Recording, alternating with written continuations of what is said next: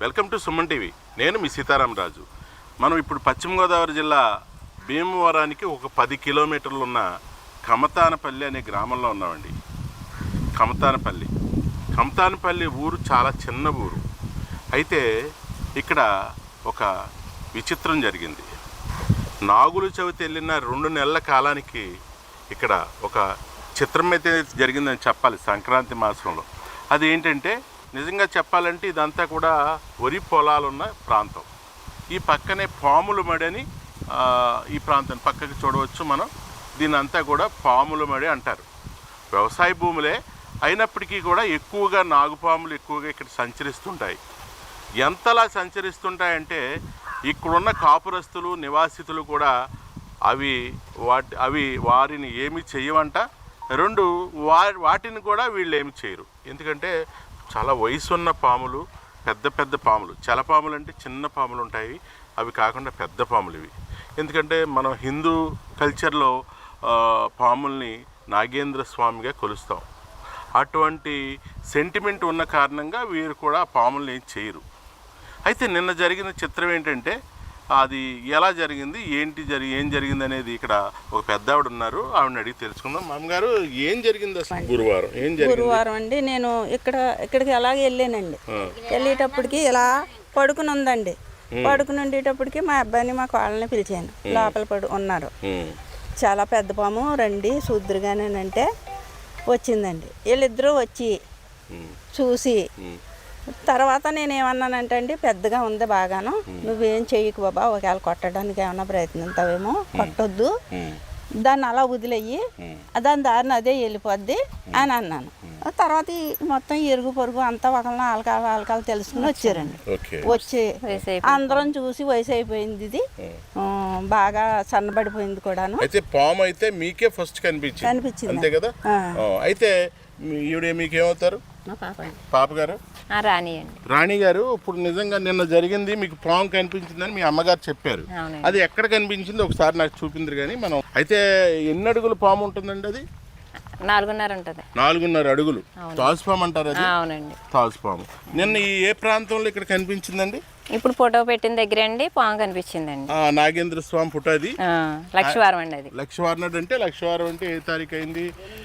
8వ తారీఖు. అవునండి, 8వ తారీఖు మీకు ఇక్కడ కనపడింది. కనపడినప్పుడు మీరు ఏమనుకున్నారు? అది పెద్ద పాము, ఇంకెవరిని ఏం చేయదులే, వయసు అయిపోయింది అంటే ఇంకా పెద్ద పాములు ఇక్కడ ఎవరు ఏం చేయరండి, గమ్ముని చంపడానికి అది ప్రయత్నించరండి. దాన్ని అలా వదిలేసామండి. వదిలేస్తే అది కొంచెం ఎదరికెళ్ళి అలా వెళ్తుంటే కొంచెం కోడి వచ్చిందండి, కొంచెం చిన్నగా సర్పం తీసింది కానీ ఎవరిని ఏం చేయలేదండి. ఆ తర్వాత అలా వెళ్ళిపోయింది అనమాట. అలాగే అదే ఆరోపణలోనే ఉందండి, చుట్టూ తిరుగుతుంది.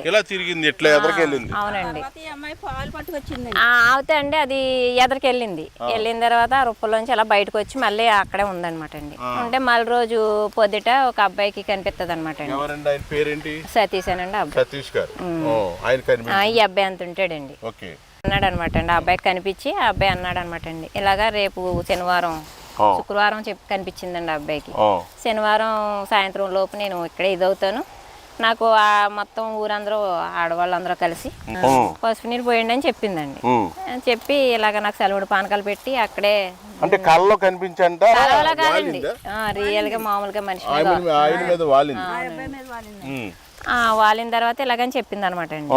అయితే ఇంకా ఇలా అంటుంది, దేవుడే కదా అనేసి మేము భయపడకుండా వచ్చండి. ఇదిగోండి ఇక్కడ ఉందండి, ఇదిగోండి ఇక్కడ పసుపు కుంకుమ వేసాం కదండి, ఇక్కడ ఉందండి. బతికే ఉందండి పాము అయితే ఇక్కడ ఉందండి.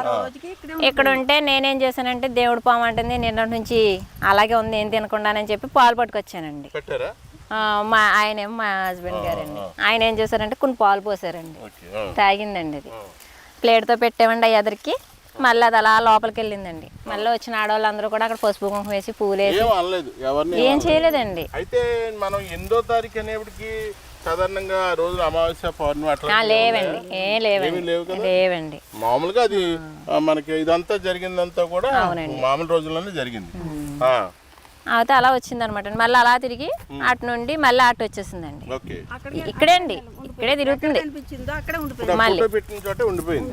మొదట మీకు ఎక్కడ కనిపించిందో అదే ప్రాంతంలో మళ్ళీ ఉండిపోయింది. మళ్ళీ వచ్చేసి ఇలా ఇదంతా తిరిగి మళ్ళీ వచ్చేసి ఇలా వస్తుంది. అక్కడే ఉండిపోయింది. అక్కడే ఉండిపోయింది. మళ్ళీ సరే మాకు ఒక నమ్మకం అనమాట అండి. చెప్పండి. ఏంటంటే రేపు ఈ టయానికి ఇది అవుతానంది కదా, చెప్పింది ముందుగా రేపు ఈ పాటికి నేను నేను చనిపోతాను. కాలం చేస్తానని చెప్పింది. అలా నిజంగా జరిగితే మనకు నమ్మకమేనా అనుకున్నామండి. మీరు అంతా అలాగే అనుకున్నారు. అలాగే 10 ఆ టయానికి ఇదిగోండి ఇక్కడికి వచ్చి కొంచెం ఇదిగోండి అక్కడ దారి ఉంది కదండి, ఆ దారిలోకి వచ్చి అక్కడ చనిపోయింది అనమాట. అక్కడ చనిపోయింది. అక్కడ చనిపోయింది. చనిపోతే ఇంకా గ్రామస్తులందరూ కలిసి వచ్చండి ఏం చేద్దాం ఏంటి అని అనుకుంటే మరి ఆవిడ ఎలా చెప్పింది అలా చేయాలి కదండి మనం. అవునండి. అప్పుడు ఏం చేశారంటే అందరూను కలిసి ఇలా చేద్దాము, దాన్ని ఆవు పిడకలండి భోగి పిడకలు తెచ్చండి, దాన్ని దహనం చేసి మళ్ళీ అక్కడ దీపారాజన చేసి ఎక్కడ చేశారు దహనం? అక్కడండి ఫోటో పెట్టి దహనం అక్కడే చేశారా? అవునండి. పొలాలు పెట్టండి ఆవు పిడకలతోటి, ఎక్కడండి? నవధాన్యాలు అన్నీ వేసండి, ఆవు పాలు, ఆవు నెయ్యి, గంధం చెక్క అన్నీ వేసండి. దాన్ని ఇక్కడ దానం చేసి అక్కడ దహనం చేసి మీరు అక్కడ నాగేంద్ర స్వామి ఫోటో పెట్టారు. ఫోటో అంటే మళ్ళీ దానికి చాలా పెద్ద ప్రాసెస్ ఉందండి. మళ్ళీ ఆవిడ ఏమందంటే 11 మంది 11 పొత్తలు ఇమ్మందండి. అందరూ కలిసి బియ్యం వేయమంది. అదే రకంగా ఎంతమంది అయితే ఉన్నారో అంతమంది బియ్యం ఎత్తు 11 ఆకులు పెట్టండి, 11 పొత్తలు ఇచ్చి మళ్ళీ ఈ కాల్లో కలిపి ఆ బూడిద కూడా పెట్టి కలిపి శాస్త్రోక్తంగా అన్ని చేశారు. చేసామండి. ఆవిడ ఎలా చెప్పిందో అలా చేసాం. సతీష్ మీద వాలి ఏ విధంగా చెప్పిందో ఆ విధంగా అన్ని నిన్న పొద్దుటి నుండి ఆ అబ్బాయి మీద ఉండి అన్ని దగ్గరుండి చేయించుకుంది అనమాట. మొత్తం అన్ని కూడా మళ్ళీ ఒక 100 మందికి భోజనాలు అనుకున్నారు, 150 మంది దాకా భోజనాలు పెట్టారండి. ఆ రోజైతే చనిపోయిన రోజైతే దాన్ని ఇదైన తర్వాత క్రియలు అయిపోయిన తర్వాత మళ్ళీ ఇక్కడే శిరాన్నం వండుకునండి అందరం తినేసి మళ్ళీ అది ప్రసాదం కింద ఊరంతా పంచిపెట్టారండి. పంచిపెట్టి తర్వాత మళ్ళీ భోజనాలు కూడా చెప్పేసి వచ్చి మళ్ళీ రోజు మళ్ళీ నిన్న పొద్దుట ఇవన్నీ చేసేసిన తర్వాత మళ్ళీ 150 మంది దాకా భోజనాలు పెట్టారండి. అయితే ఈ కార్యక్రమాలన్నీ శాస్త్రోక్తంగా కర్మకాండలన్నీ చేశారు నాగేంద్ర స్వామి అనే సెంటిమెంట్ తోటి. తర్వాత మళ్ళీ ఆ సతీష్ అన్న ఆయనకి ఏమైనా కనిపించడం వినిపించడం ఏమైనా జరిగిందా? నిన్నంతా ఒంటి మీద ఉందండి. నిన్న అన్ని భోజనాలు అయ్యే వరకు కూడా ఆవిడ ఆయన మీదే ఉంది. మళ్ళీ ఆవిడ వెళ్ళి కాళ్ళ స్నానం. మీరు ఎలా ఫీల్ అవుతున్నారు? నాకు ఒక నమ్మకం అండి, ఇంకా నాగేంద్ర స్వామిగా ఫీల్ అవుతున్నారు.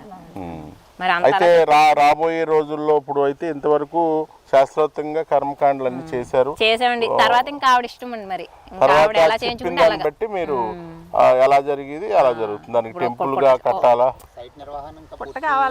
మరి అదండి మరి ఇది దారి అండి. వేరే చోట మార్చిన కట్టిన సర్పపుట్ట మనకి ఏర్పడదామని అన్న తను ఒప్పుకున్నది అనుకోండి. ఆవిడ స్థలం గల ఆయన ఒప్పుకుంటే సరే అండి. ఓకే. ఇది ఎవరిదండి? వేరే వాళ్ళదండి. వేరే వాళ్ళు. ఆయన ఏంటంటే మాకు అతను ఆయనకు కొంచెం మూఢనమ్మకం, అవునా కాదా మనం ఇక్కడ సైట్ ఇవ్వడం నమ్మకం ఉందా లేదా అనేది ఆయన అంటే ఎవరిష్టం వాళ్ళది కదండి. మరి ఇప్పుడు దానికి సంబంధించి వచ్చిందనుకోండి అమ్మవారు తన మీదకి వెళ్ళి ఇక్కడే పుట్ట కడతారండి. ఇప్పుడైతే ఆవిడైతే నన్ను మళ్ళీ మర్చిపోతారు, నాకు ఇక్కడే పుట్ట కట్టండి అని చెప్పిందండి. అదండి ఓవరాల్గా కమతానపల్లి గ్రామంలో జరిగిన ఈ సంఘటన ఈ ప్రాంతంలో ఒక రకంగా చెప్పాలంటే సంచలనమే అని చెప్పాలి. గతంలో చాలాసార్లు మనం పాలు తాగటం, వినాయకుడు పాలు తాగటం చూసాం, అనేక దేవుళ్ళు పాలు తాగటం చూసాం, కొన్ని జంతువులు నీళ్ళలో ఈదటం చూసాం, గుడి చుట్టూరు తిరగటం చూసాం.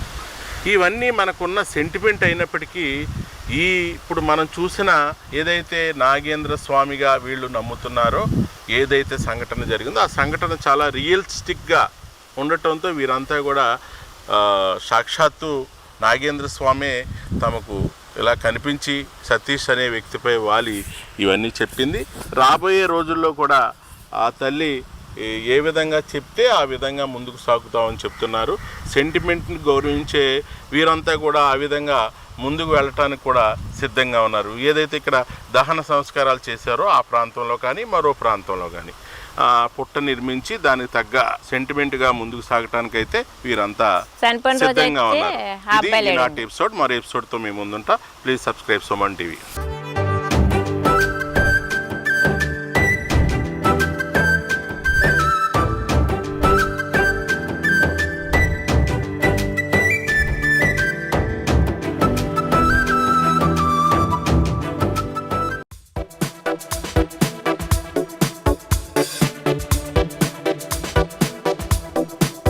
ధన్యవాదాలు.